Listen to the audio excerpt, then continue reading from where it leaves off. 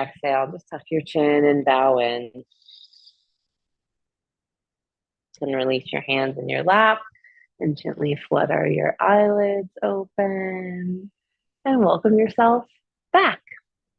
Okay, so we're going to start with something called the marmas. So the marmas are kind of like yoga's or Ayurveda's way of talking about acupuncture points. It's basically like nerve endings, and these little movements can help bring flexibility and circulation throughout the entire body. We're going to go through a couple of them fairly quickly and spend more time on the feet. So the first couple start with your head. Just bring your right ear to your right shoulder. And don't be passive about this. Think tilting your chin the other way, moving your head towards the right, and making more space between your left ear and your left shoulder. Of course, you can add on making a fist with your left hand and bringing it behind your low back, kind of press down on the pelvis. And if you want even more, the right arm reaches up and over, letting your hand come to your ear or whatever you can grab.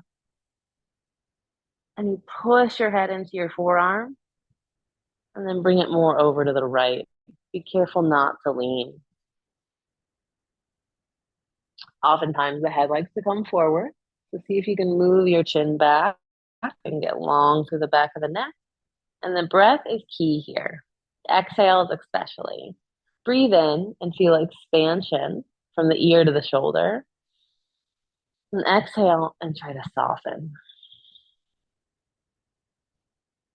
Inhale, come back through center. And then release and switch sides. Start with just your left ear towards your left shoulder. Notice the difference on the sides without you tugging on it with your arms. See what your head can do. And then if you'd like, the right hand can make a fist. Come behind your low back to press down on the sacrum.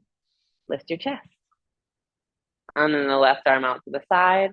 Bring it up and over, holding onto your ear, the side of your head. Reach up to the crown and then left ear towards the left shoulder. Feel free to close your eyes and then check. Is your chin forward? Are you slouching? Can you move your chin back, get long through the back of the neck? Maybe you even look to the right. And take a big breath in, reach to the crown. Exhale, imagine softening the space between your ear and the shoulder. Awesome. Inhale, come back through center. Release the arm. Very good. And then the next two head movements are forward and back. So start with just your chin to your chest. Instead of rounding your spine, lift your chest so that your chin comes to meet it. We're getting really long in the back of the neck. Shoulders remain on the back. You can gaze down at your nose. Your focus is really important to how it affects your neurology, right? We're focusing our attention. We're also focusing our gaze to help that. And then inhale, lift your eyes back through center, and then opening up the throat. So this isn't simply just letting the head hang on the shoulders. This is like stretching the front of the throat and strengthening it. So do your best to create a strong, straight spine and move your chin back and lift it up. Shoulders stay down on the back and stretch your throat. Stretch your chin up. I even like to make like an underbite, like a Shih Tzu. Good look at your third eye. Keep the shoulders moving down the back.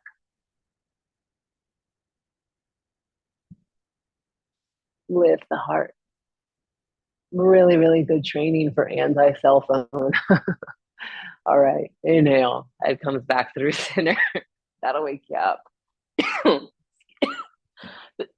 Or make you cough, excuse me, as I'm getting over this little cold. Okay, so next, shoulders. Keep your hands still. I find this to be the most challenging part, and make your circles. So we're trying to just isolate the movement of the shoulders and then go the other direction. Again, trying to keep the hands still. Any speed, any size circles is great. And then the next one is for the wrists. This is a little challenging. We'll go over it more in detail later, but bring your fingers together, like they're super glued, right? And then keep the top of your hands flat, bend your elbows underneath. So you got to look at your hands and see if you're doing this, because oftentimes they're like this or like this. It's specific. So you can't pull your fingers apart. Elbows are underneath, palms are straight, and you're going to roll the wrists forward. So it looks like my elbows are just going up and down, kind of like pistons in an engine, right? But my hands are staying totally flat. So the movement is in the wrists, and then go the other direction. This took me a while to get going the other direction. So if you're having trouble, keep practicing. All's coming. Okay, flip your grip, reach it forward, round the spine. Inhale, lift it all the way up. Push your arms up overhead. Your shoulders might come into your ears. Push down through the hips. And if it feels good, maybe look up again. Keep on reaching your pinky fingers back, pushing up through the thumb side of your hands. Release. Very nice. So the next two are for your feet. Depending on how your hips feel this morning, you can just cross your left ankle over your right knee or take a figure four to make that foot accessible. So I'm going to hold on to my left ankle and bring my right hand in between each one of my toes. Yeah. So I'm holding on to my foot, holding on to my ankle. I want to make sure it's floppy. And here's like the nuance part. So look at your foot and then let your hand move your foot instead of your foot moving your hand. And you might have to trick yourself because our brain is pretty strong. Our bodies are smarter than we are. Go both directions. I think four is a good number, but it feels so nice. And then remove your fingers and slap the bottom of your foot. Wake it up. And then switch sides. So again, we're going over these pretty slowly. You could do all of these within 5 minutes on your own. Hold on to the right ankle. Left hand comes in between your toes. You can wear toe stretchers. I definitely advocate for them to help you with getting space between your toes if you're wearing shoes a lot. Roll your foot around the axis of your ankle and watch out for if it's your foot taking over. Let your hand do the work of the rotation. Yeah. After you do that an adequate number of times for that foot, wake it up. Give yourself a round of applause. And then you're done. Great. So we've been sitting for a while. We're going to come to standing to take a look at how our feet are connected to the earth. They should be a little bit more awake, but I would suggest a block or something for your feet here. And we're just basically practicing Tadasana. The foot is going to help get some alignment with the help of the edges of these blocks. So I'm pressing my big toes and my inner ankles into the block just to give me some awareness up the chain. Go ahead and lift and spread all 10 of your toes, big toes towards each other, pinky toes away as best you can. And if you can set them down lightly where your toes stretch forward, do that. Otherwise, keep them lifted to keep the arches engaged. And then touch your quads. Are they on? Turn your quads on. Best to your ability. Sometimes it looks like lifting your kneecaps. Bring your hands to your hips and notice if the tilt of your pelvis is forward or back, posterior or anterior. Yeah. Try to make it neutral so that if it was a bowl, it's not spilling forward or spilling back. The contents are staying inside. Lift your ribs. Let your arms come down to the side. They can be palm facing your body. Let your eyes close and just stand on your feet. What does it feel like to push into the earth? Can you feel that energy moving up the legs? And you're actually pressing with your feet, waking the legs up. Soften the jaw. Let's take a nice long breath in. Then a big breath out. Nice work. Open up your eyes, and then we're going to come back to the mat. So the next two postures are called Vajrasanas. Ooh, Vajrasana means thunderbolt, and it's because they feel kind of like a thunderbolt in your feet. We're going to be doing them twice for 30-second intervals. Like if I can find my timer. Let's see. Okay.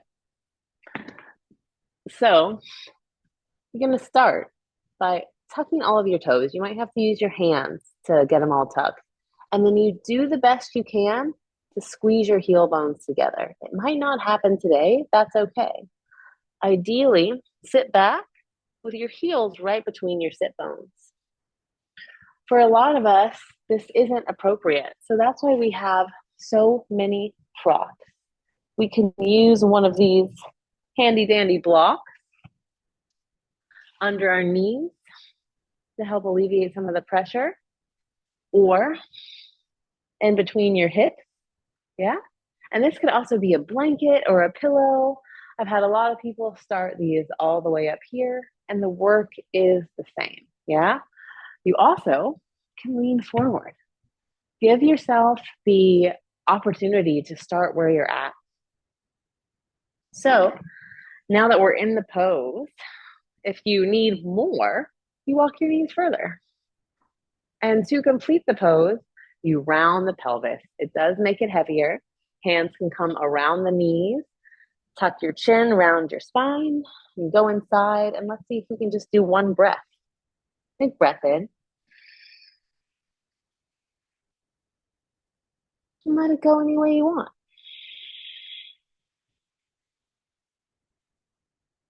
Great work. Come out of the posture, react, throw a tantrum, extend your legs back, whatever you need. And then let's get into the second one. The second one stretches the tops of the feet. So I have my toenails down. I'm going to bring my heels together best I can and sit right on top of them. So a lot of times our heels flop open. Yeah. Again, you're just doing the best that you can. You want to make sure you do not feel this in the knees. All the same supports really work here. Yeah. A block, something in front of you, a blanket can be really, really nice. Even a blanket under the top of your feet. Yeah. If you feel it in your ankles. Get curious with how you can support yourself, and you can always reach out if you need something that I don't offer. You want to make sure that you don't feel it in the knees. So something I like to do is bring my hands around the knees and lift them up. Yeah. Allow your pelvis to be heavy. Okay, we're in it. Let your hands come around the top of your knees. And tuck your chin and round your spine. And then you try to be soft with your face. Best you can. Take a big breath in. Breathe into the back body. Feel the expansion of the ribs. Enjoy that. And then exhale any way you can. Very good. All right. Come on out of it. So 30 seconds is a great amount of time. You do not have to do this, but the strap is a great tool for training. So I have mine in a little loop that we made at the beginning of class, and I'm just bringing that around my toes, and I'm going to tighten it around my ankles enough so that it holds my heels together for me. Yeah. So again, I'm going to do the best that I can to take a seat back. With your heels held together, you might be here for a little while. It's fine. If you can, sit back. Let's start that timer. And do the best that you can to be here without trying to dissociate.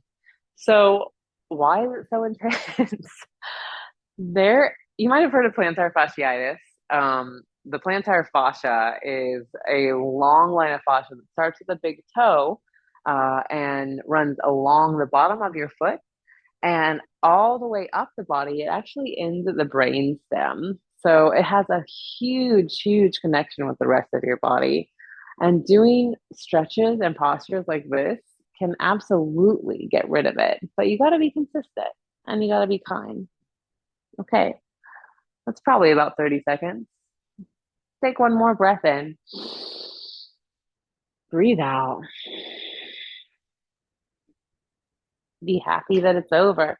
Come forward. And then the same thing using the straps. This helps hold your heels together. We want to eventually do that on our own, but squeeze your heels together best you can. Hips move back.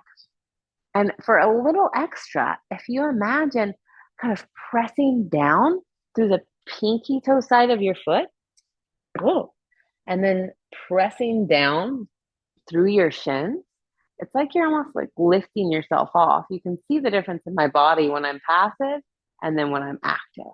Yeah. Allow your hips to be heavy, round your spine, and go inside. Yeah. So it's awesome support to help align your ankles and train them for being better support for everything that's above. Like your ankles and your feet are so small compared to your hips, right? We want to make sure that they are good grounded support so we feel that kinetic connection up the chain. Big breath in. And you let it go. And you come on out. Wonderful, wonderful job. Let's take that strap off. Throw it over to the side. Extend one leg back. Pulse through the heel. And then the other.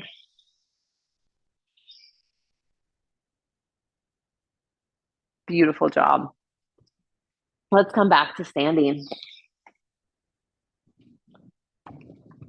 Our feet are a little more awake now. I'm using my block on a more narrow setting. Choose what feels best, especially if you're pregnant right now. You might want a wider setting, but it's just something to hold on to. Yeah, just some awareness. So lift and spread open with your toes. Balance through big toe, pinky toe, center of the heel. Lift up through the arch. Squeeze the knees, lift the chest, shoulders are on the back. Close your eyes and feel the energy in your legs and your feet. Press down through your feet. Try to find balance.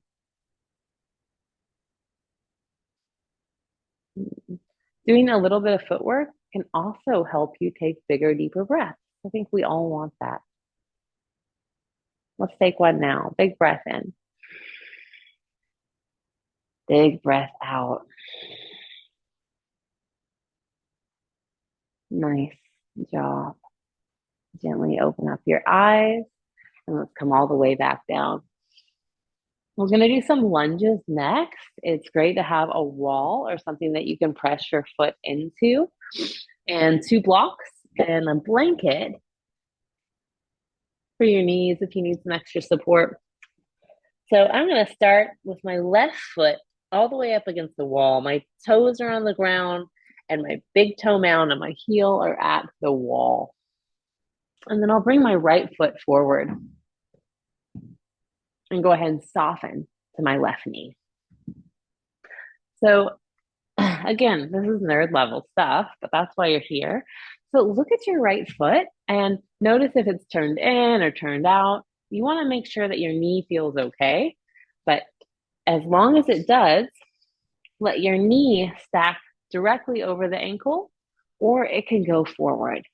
Oftentimes when I say it can go forward, the foot starts to go forward. So make sure that your foot stays under the ankle and your knee can move. So make sure it's moving towards the 3rd and the 4th toe rather than in or way too far out. You want even pressure on the bottom of your feet. I have the blocks on their highest setting. It might be good to just take a look behind you and see how your back foot is connected to the wall. Make sure it's not doing anything wonky. Yeah. And you can feel the action of pressing through your heel. I just want you to press down through your right foot and press back through your left and feel the energy of that. And then if you can, find an isometric contraction. So it's like you're dragging your right foot back towards the left knee. you'll feel your inner thighs light up. So a lot of the work is like not seen, right? This is why we have to train ourselves. Press down through your right foot. You can stay just like this. You can even lean forward more if you need. Otherwise, walk the blocks back, maybe in line with your hips. Now I have really short arms, so I'm already on my fingertips, but you can use your fingertips. So we're not just, dumping into our hips. We're like lifting up off of them to feel the left glute turn on. Don't lose the back foot. Press down through the right. Nice. Notice if the right hip lifts. Try to keep it level. Very good. And then if you want, ta-da, reach your arms up. And as you do that, you're lifting your chest, getting low in the hips, squeezing the left glute in. You should see it pull in. Press down to the foot and breathe. Great work. All right, hands come down. Shift the hips back for like a half runner's lunge, half split. So the blocks can be anywhere you need. Try not to lose the connection of your back foot. You won't feel the pressure in the heel as much. But go ahead and take a look at your right foot, the one in front of you, and work on your point. You would like to eventually have your arch develop where you have a little crawl space underneath both sides.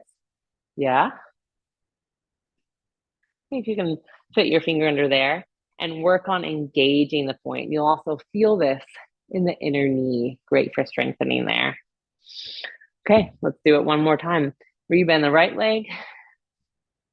And then check yourself out again. Did your foot move? Yeah.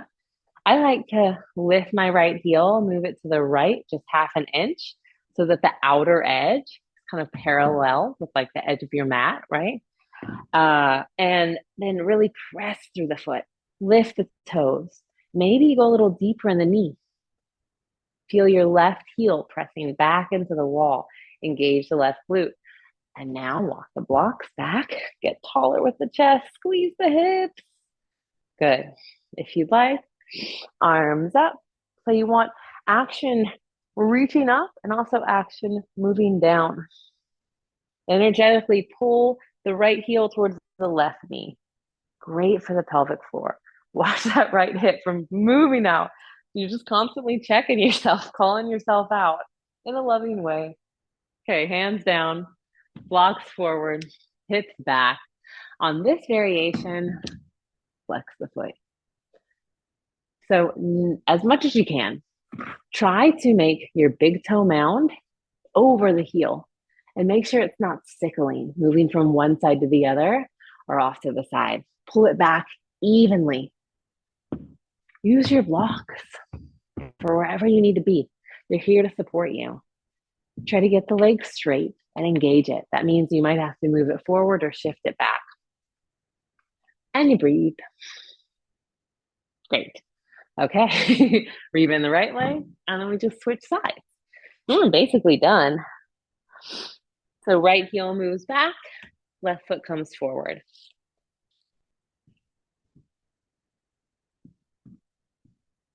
And then take some extra time to just see how you placed your foot forward and your leg back.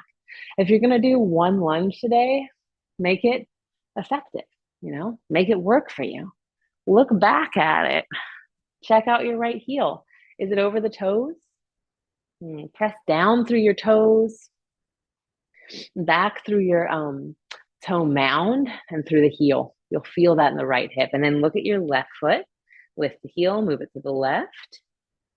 Maybe lift the toes. I did for a long time, so I could help get an arch in my foot. And then bend the knee. So remember, over the ankle or towards the third and fourth toe. Squeeze the hips together. And then maybe you go a little deeper. Maybe you're deep enough. You can choose to move the blocks back. Watch that left hip from going out to the left. Squeeze the inner thighs. Nice. And then, so the actions are pressing down with your left foot, back with your right, and then squeezing the heel towards the knee. Like, how many actions can you hold in your body? It might just be one for today. That's fine. Maybe you walk the blocks back and you lift up off the blocks. Lift your chest. Good. Notice the pelvis is tilting forward. Gonna lift it up. It's a stretch for the psoas for sure. And then maybe arms reach up. All right. Half runner's lunge. The first one is the pointing of the toes. So point your left toes. Try to get that crawl space and see if you can feel the connection of the inner knee strengthening. Yeah.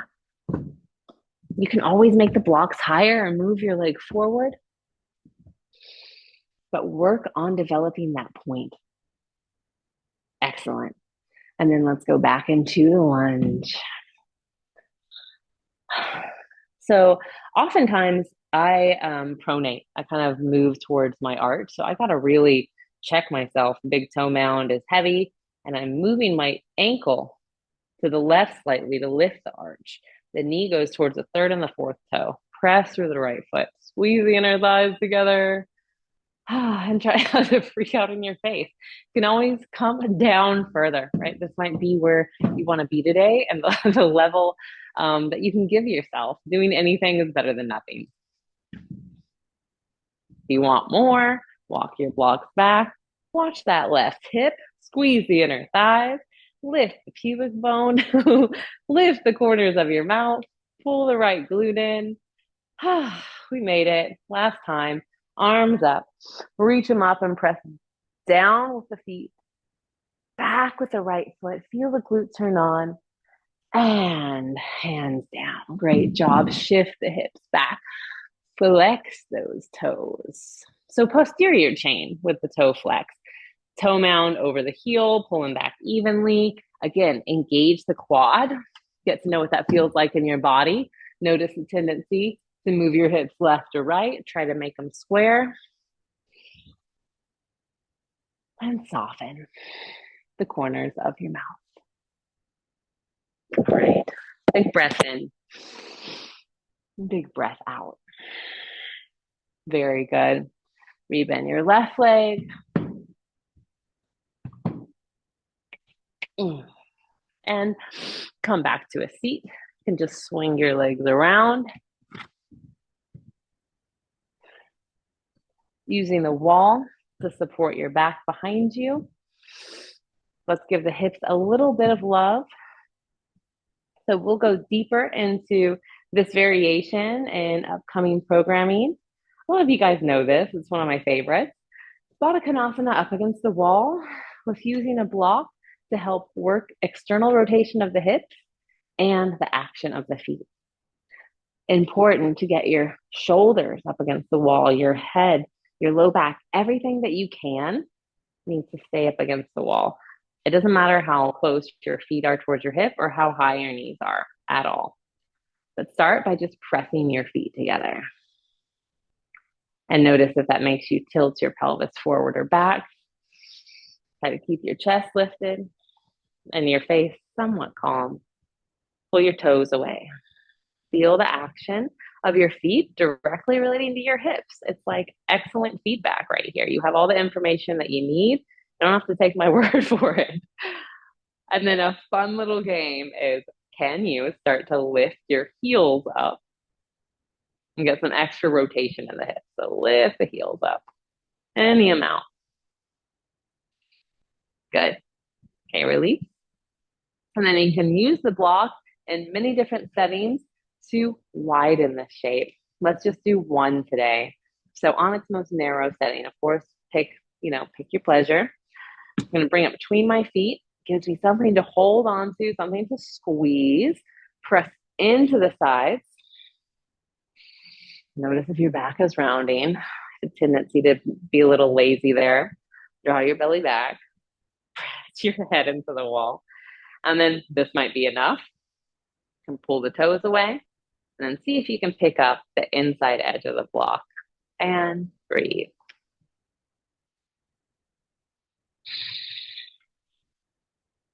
Very good. Release. Bring your feet back together. And you might notice a little bit more softness around the hips, the inner thighs. Great. So deep work, but fairly simple.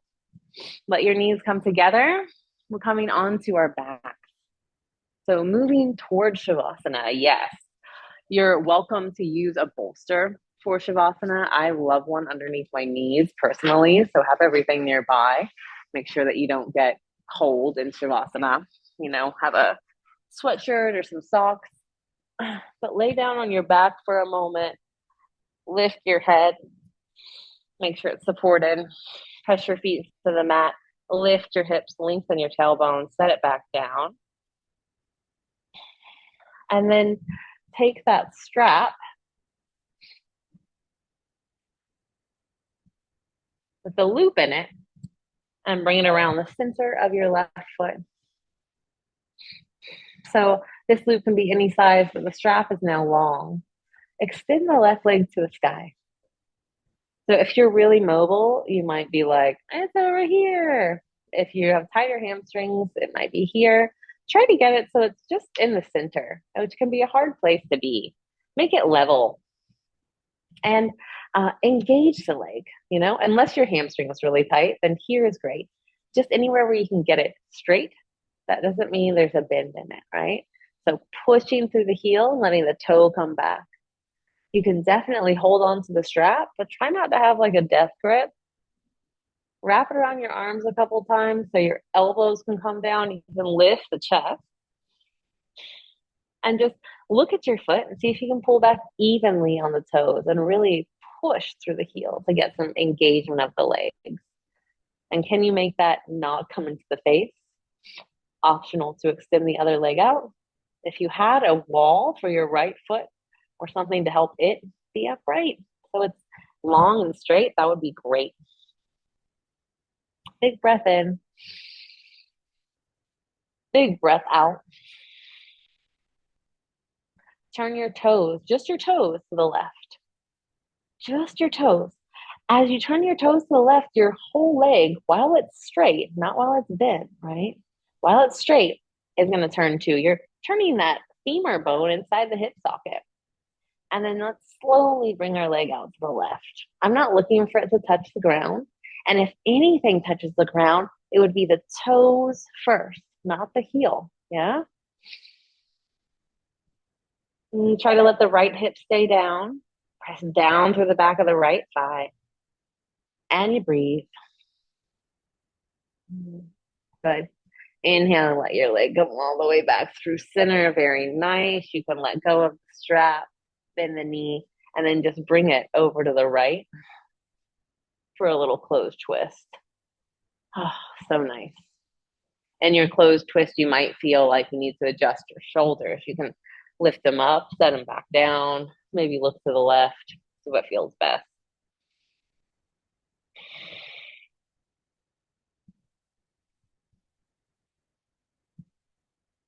Very nice.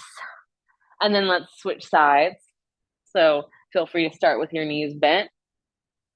Bring the strap around your left foot. I'm putting it around the center of my heel or my arch today. Left leg can be extended if you want. Otherwise, keep it bent. And try to get the right leg straight. Oftentimes, this right hip will try to hike up, so you can even use your thumb in the hip crease with your other fingers around to help roll it so that it's in line with the left hip. Try to engage your left glute a little bit. See what happens. Extend to the left leg. All right. So look at your foot. Push through the heel. Pull the toes back towards the face. And try to extend through the posterior chain. Again, you might be here. Wherever it is where your leg can be straight is the appropriate place for you, but not here. Yeah. We're just trying to get at least in line with the hip or here to get it straight. You might touch your quad to wake it up. And then when you're ready, of course, wrap your arm around. Yeah, elbows down, chest up. But look at your foot and now turn your foot out to the left.